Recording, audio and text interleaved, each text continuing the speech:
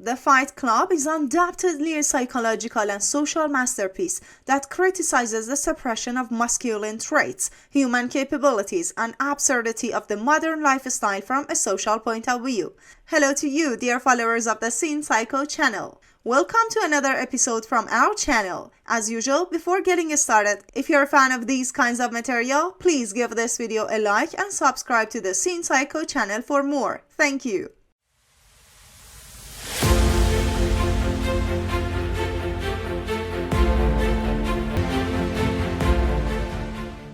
Fight Club also warns the possibility of rebellious actions by people of lower and middle class of society who are alienated from their natural instincts. From a psychological point of view, the film shows the main character's effort to restore psychological balance and search for meaning in his life. Let us first start with the critique of psychological features, and then we will deal with the social aspects of the film.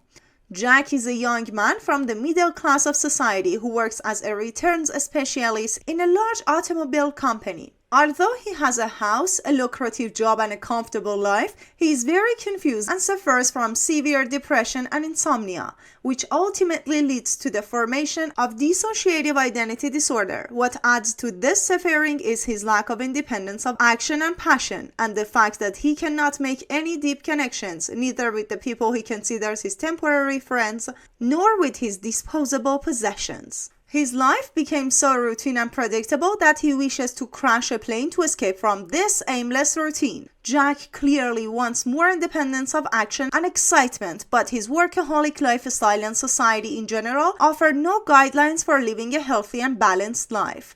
In this film, this lack of balance is illustrated in the scene where Jack orders a table in the shape of yin-yang symbol over the phone from IKEA. The yin-yang symbol, which has its root in Chinese philosophy, represents the constant shifting balance between opposing forces such as darkness and light or good and evil, which symbolizes a state of balance in the existence of the universe and in the existence of humans themselves. In the context of the film, the narration of Jack's life story emphasizes how modern society suppresses the active nature of people and leaves them trapped in a world filled with corporate jobs, one-person meals, and boring schedules.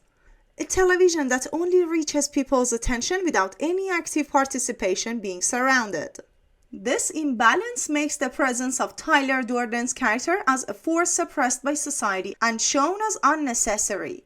But before Jack becomes the reverse of his new identity, which is basically a stubborn force to be continued, he tries to channel his helplessness in a more acceptable way than pain reliefs. So he enters a moral gray area by attending group therapy sessions, which are reserved for people with serious illnesses. Meeting people like Bob, who are experiencing loss and existential crisis, gives him the opportunity to channel his resentment into a fleeting sense of purpose. It is in this context that we encounter the second symbol shown in the film, that is, Jack's empowering spirit animal, which is a penguin, which, with its black and white coloring, actually reflects the symbol of yin and yang. Penguins also represent positive change and adaptability. By participating in group therapy sessions, Jack adjusts to his new lifestyle and achieves a fragile balance.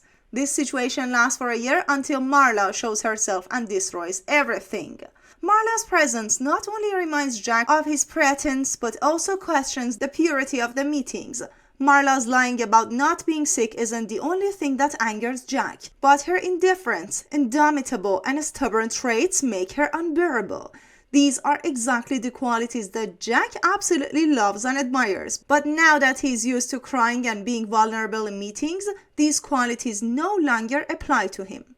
On the other hand, Marla breaks the bubble that Jack has created with safe group therapy sessions, and on the other hand, now that Jack is back in the real world, Tyler's presence is inevitable. Tyler explains why Jack needs him, but in order to fully understand the psychological presence of Tyler, we must pay attention to two main reasons. The first reason is rooted in Jack's unpleasant and even traumatic experiences with his father, who abandoned him as a child. Tyler, on the other hand, becomes the manifestation of a strong and attractive man and an imposing godfather who influences Jack throughout the film and on the other hand acts as a way to express his deepest desires and frustrations. This case is rooted in society's barriers or limitations or the way men can actively express themselves. According to an evolutionary perspective, women tend to use verbal communication to express their anger and displeasure, while men have historically engaged in more physical style of expressing their feelings. However, in modern society, these old instincts have been suppressed, and it makes men feel separated from the nature of their existence and seem to have lives devoid of meaning. In this situation, it explains the reason for the rapid and widespread appeal of Fight Club, as it becomes a way to rediscover the repressed characteristic of men. Tyler gives personality to the forgotten or ignored identity of the modern man and becomes a symbol of independence of action and rebellion against uniformity imposed by the ruling system. Thus, Tyler comes in as the necessary psychological and social force to restore meaning to Jack's life and allow him to express his innermost desires. To fully understand the psychological and social critics of the film, the investment system of industrial society should examine Ted Kaczynski's statement. A small introduction for those who don't know who Ted Kaczynski is. Theodore John Kaczynski, also known as Unabomber, was an American mathematician and professor who later became a domestic terrorist. After killing 3 people using mail bombs between 1978 and 1995, he promised that if the New York Times or the Washington Post published his statement, Industrial Society and its Future, he would stop his attacks. In Kaczynski's writing, he warns about the destructive effect of industrialization and the dominance of technology on nature and the human mind, and provides an overview of the consequences of our modern lifestyle. There are many similarities between Kaczynski's and Tyler Durden. For example, Kaczynski abandoned his previous life and instead decided to live his life in a house without modern conveniences such as electricity or running water. This common activity of theirs is rooted in a deep desire to reconnect with nature and acquire the basic survival skills that modern society has neglected. Also, both of them were nature-centered, anti-structures who believed. Also, in the last years of his bombing operations, Kaczynski wrote the letters F and C, which stood for Freedom Association, on the traces of his bombs, which is similar to the names that Tyler chose for his secret movement, Fight Club. However, the most fundamental similarity between Kaczynski and Tyler is in their philosophical views on the pervasive effects of the Industrial Revolution, our modern way of life, and the vulnerable human side. One of the most stunning attitudes emphasizes the continuous attachment of modern men to material possessions. These belongings emerge as a desperate attempt to find meaning in a world overwhelmed by technological advancements that seem to have fulfilled all of our basic needs. Therefore, all the innate efforts for survival that give purpose to our existence have been destroyed and are obsolete. To fill this existential void, we engage in activities that Kaczynski calls alternative activities. Just like Jack, we passively watch TV shows and sitcoms, furnish our homes with industrial gadgets, follow the social norms of a day job, and create artificial goals to distract and amuse ourselves.